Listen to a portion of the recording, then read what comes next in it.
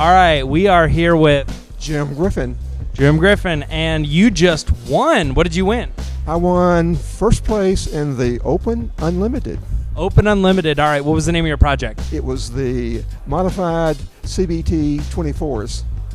Those looked really cool. I loved those. It consists of 24 2.5-inch drivers per side, and it follows some of the work from Don Kill closely. What I tried to do was to enhance the cabinet, add some braces, and to also make a better base. So to me, it worked out great.